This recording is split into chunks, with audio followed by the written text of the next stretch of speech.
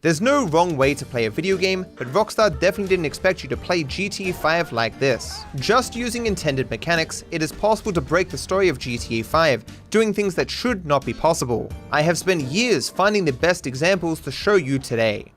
The mission Meltdown sees Merryweather attack Amanda and Tracy, with Michael barely managing to keep them alive. At the end of the mission, Michael understandably sends his family away so they can hide out until the heat dies down. I asked Amanda and the kids to move out for a few days. They came after my family. Strangely, despite the need to lie low, Amanda is still perfectly willing to come back to the house for a round of tennis. Tennis, come on, let's play! After the game, of course, Amanda disappears and presumably goes back into hiding. After you complete the mission Friends Reunited, if you switch to Michael, this will immediately start the mission Fame or Shame, where Trevor and Michael come face to face for the first time in 9 years. This mission automatically starts so that Michael is not accessible in free roam. This is to prevent the two from meeting prior to the mission. However, if you specifically kill Michael at the start of Fame or Shame, it will respawn you at the hospital as Michael. Now technically before the mission where Trevor and Michael reunite, you can bring them together, making their eventual confrontation in Fame or Shame make little sense. Not only will they not acknowledge their association, they seem to not want to be hostile with each other at all. After the mission card Libre, Trevor and Michael are meant to lie low because they've stolen Martin Madrazo's wife. They are not meant to go into the city as Martin will track them down to kill them. My spotter saw you coming into the city, Michael. You will be dead soon. But despite this, Franklin can set up a hangout with Michael. You wanna hang out or something? Yeah, great. Good, I'll see you soon, man. Good to see you, man. Good hanging out with you, man. Is it? Well, I hope so. Martin's henchmen, however, are nowhere to be found. On the mission Complications, you sneak into Michael's house as Franklin. When you reach the garage, of course you're meant to take the car, but you can actually run outside if you desire. What's funny is that the garage will continue to open for you as if you own the home.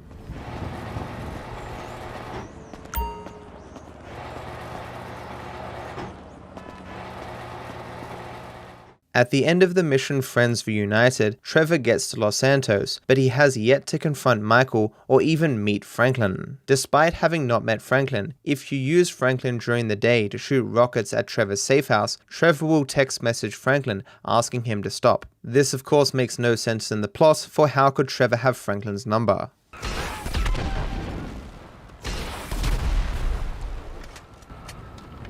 On the mission Repossession, Franklin is awarded an Employee of the Month plaque. This can still be seen in Simeon's office as you go off with Lamar to repossess the bike. However, if you mission fail and leave the mission, the plaque will change to show Simeon instead of Franklin. This is of course the modified plaque that Simeon makes for himself after Franklin betrays him, but obviously it shouldn't be here.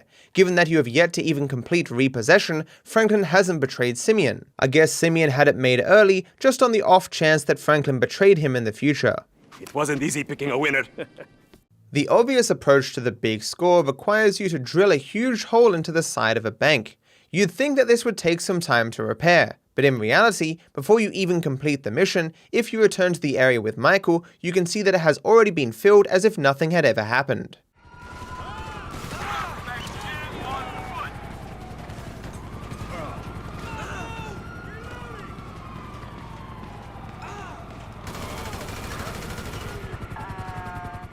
During Fame or Shame, Trevor reunites with Michael, but he has not met Franklin at this stage.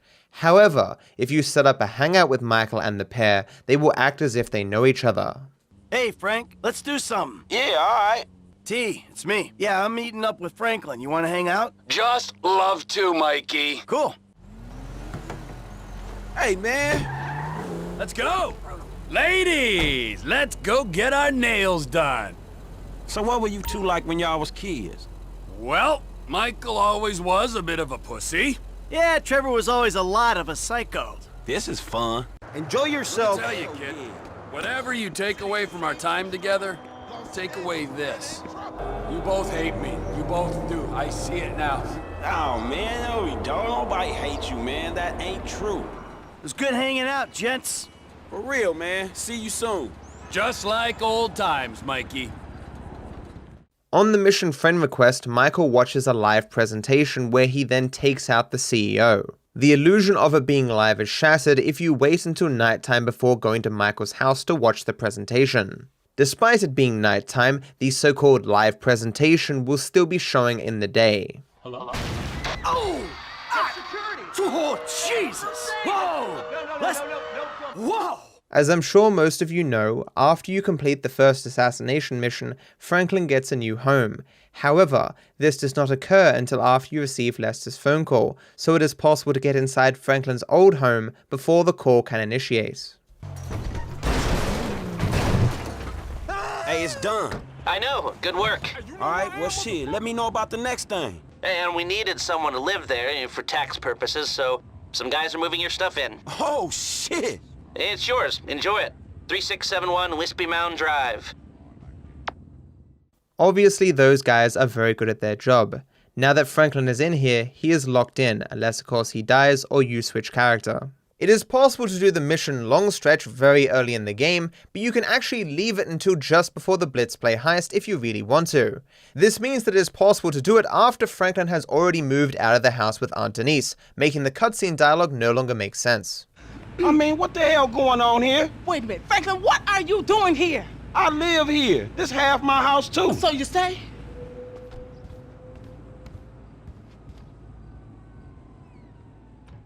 Even after Franklin moves out of Aunt Denise's house, if you sneak around it, he will occasionally text you asking you why you're doing so.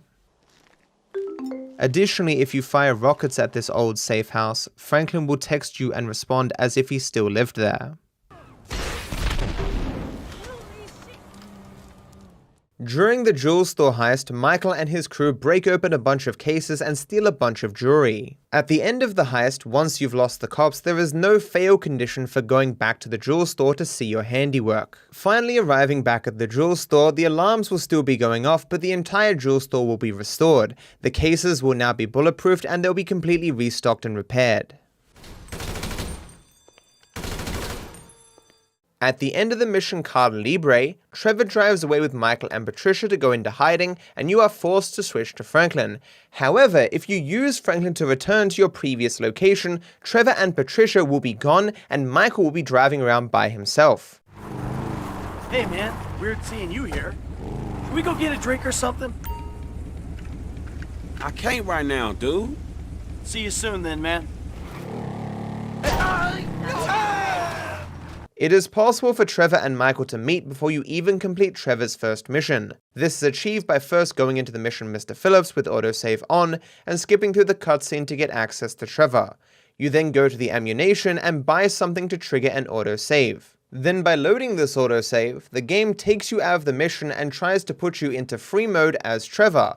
However, as Trevor was not unlocked before the mission, the game gets confused and loads for a very long time before eventually giving you control of Michael. Your character swap wheel will now show Trevor even though you cannot switch to him, but more oddly, if you walk away, Trevor will also spawn. You getting off on this, little man? Trevor unfortunately doesn't acknowledge Michael, but this can change if you switch to Franklin and drive to their location. Making sure to only get close to Michael, he will offer a hangout which should be declined. I can't, man. Sorry. Okay, no problem. I'll see you soon. I just hope you don't also watch me sleep. You want to grab a beer? Trevor will now not only acknowledge Michael, but he will also offer him a hangout. Unfortunately, whether or not you accept, Trevor will just walk away. Now there's a plan. You go grab us a ride. Following him will have the same result that following any of the main characters always does, which is pretty funny given that this save puts you back before Mr. Phillips, so Trevor technically shouldn't know Michael is alive. Are you following me, cowboy? I think I liked you better when you hid from me, buddy. Fuck off, Mikey! Leave me alone!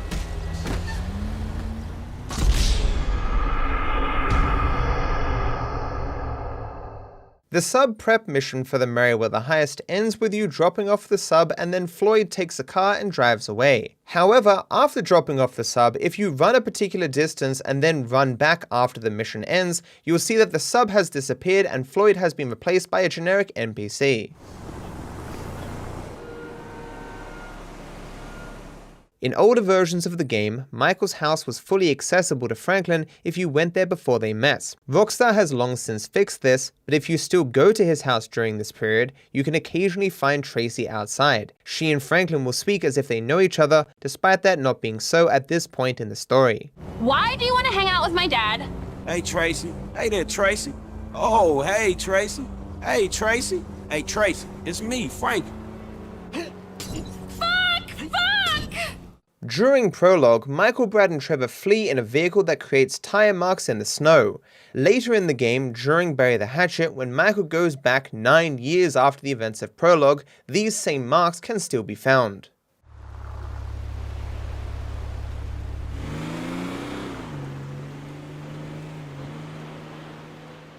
On the Polito score setup, you are tasked with attracting the bank's attention by triggering the alarm. Oddly, the game considers you to be able to attract attention in the wrong way. Even more strangely, once you trigger the alarm with a bullet, you can freely use an RPG against the bank, and it seems the bank no longer cares.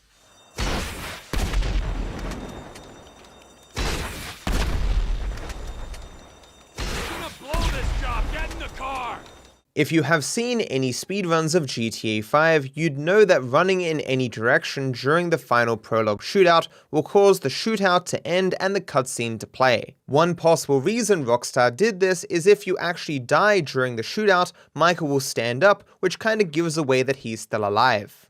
I'm standing!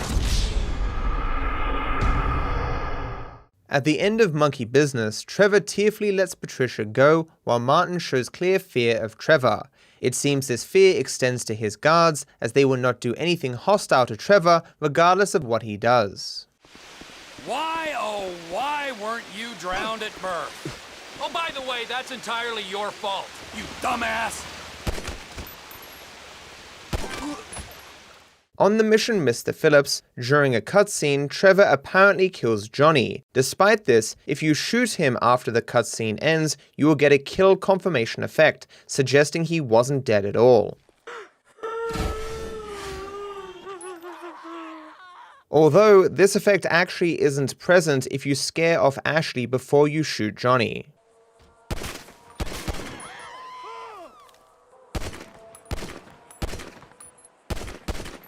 On the mission I Fought the Law, Trevor, Michael, and Franklin steal some cars for Devin Weston. Once they acquire the cars, they call Molly to tell her of their success using the number 346-555-0174. Speak. Ah, the lady from before. Devin's assistant. Bring them to Hayes Auto on Little Bighorn in South Los Santos. Mr. Weston and I will meet you there. After the mission, if you call this same number again, it doesn't connect through to Molly, instead it connects through to Cletus. This is Cletus. I got both hands on a gun right now, so leave a message.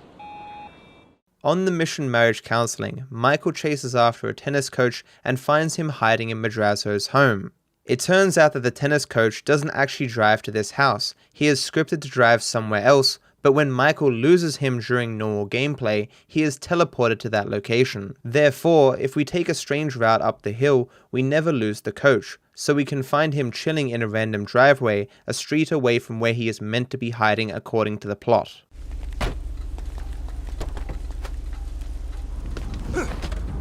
He acts just like a normal NPC. You can even bring him down to where the confrontation is meant to take place. Of course, the mission doesn't progress because you have to bring down the white truck. Also, if you harm him in any way, the mission fails.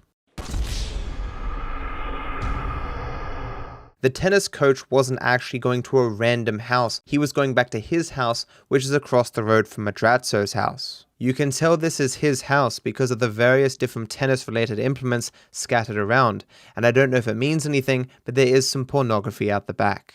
On the Bureau raid, you have the option to pick the cheap and less skilled gunman Norm. Ah, Norm.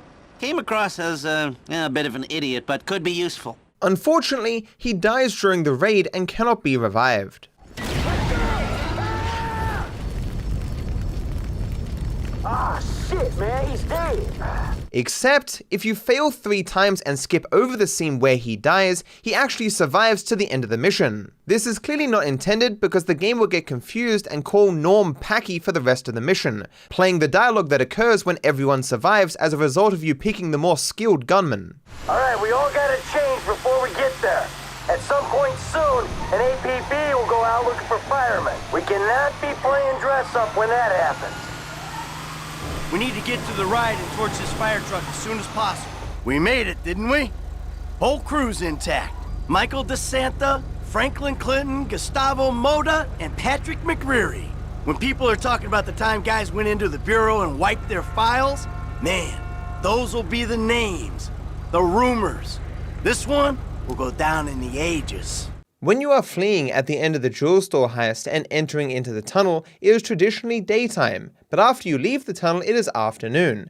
Obviously you are not in the tunnel long enough for this to make sense, but there is a trigger in the tunnel to change the time of day to 7:20, regardless of what time it was when you entered. Using the speedrun route that avoids entering the tunnel enables us to see this change.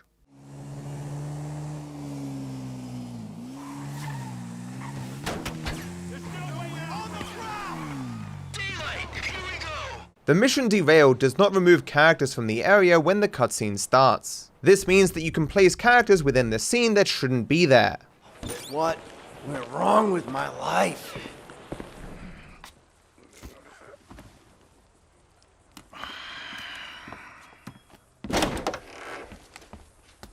Trevor about? Tell Trevor. The monthly train is coming through. What monthly train? The monthly train. Where have you two been? Getting some fresh air. An oversight by Rockstar causes a story inconsistency on the obvious Big Score heist. The license plate of the Oracle you drive is 81TDS937, which is actually the same license plate of Dave Norton's Oracle, as can be seen on the mission 3's Company. Dave has no known association with the Big Score heist, and, even if he did, having his official car used wouldn't make much sense. Tell me, Davey, you expense this ride to the taxpayer? During the mission complications, Franklin breaks into Michael's home and finds Jimmy and Tracy on the upper floor. Oddly, the phone that Tracy is using to speak to her friend is actually Trevor's phone from later in the game. Well, the other day, I walked in on him, and he was jerking off over pictures of my friends. No, not you. The hot ones, Lauren and Lisa. No, I didn't mean it like that. You're beautiful and interesting. It's just that, you know, guys they just don't get you. Hello? Hello? Fuck. Whatever. Bitch. On the mission The Third Way, Michael goes to take out Stretch at a basketball court who is busy showing images on his phone to his friends. This wouldn't be unusual, except it appears to be Trevor's phone. Only pair of bitches that Stretch tolerate are the ones that worked this pole last night. Man, that's bullshit. You wanna see? I'll show you right here, nigga, watch. Y'all like that, right? Yo, that's some fucked up shit, my nigga. Check that out. Hey, is that 2 bitches or is it 15, man? That's a lot of meat. Aw, shit, yeah. Uh-huh, yeah, boom. I hope you enjoyed the video, and if there's any other compilations you want me to make, be sure to leave them in the comments. I wish you all the best.